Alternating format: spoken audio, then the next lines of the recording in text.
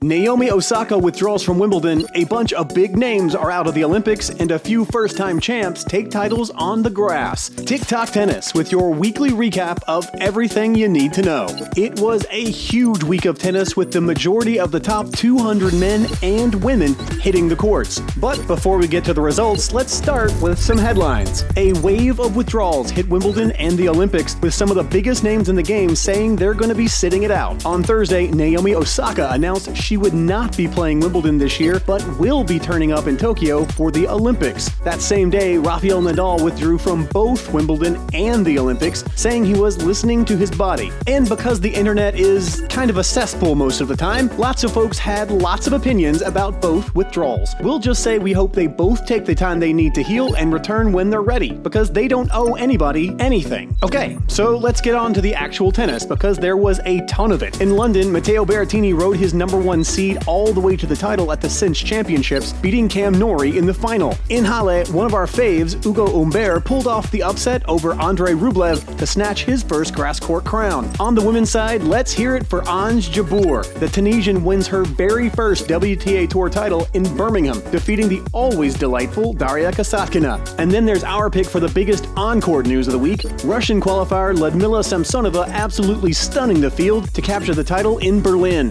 The 22-year-old takes out Veronika Kudermetova, Marketa Vondrushova, Madison Keys, Victoria Azarenka, and then takes out Belinda Bencic in the final. For her efforts, she smashes into the top 100, leaping from number 106 to number 63, and snags a last-minute wildcard into the main draw at Wimbledon. Looking ahead to next week, the men are in Majorca, the ladies go to Germany, and both will be in Eastbourne. Oh, and Wimbledon qualifying starts next week too. For more tennis news, interviews, and opinion, follow and subscribe to Tick Tock Tennis.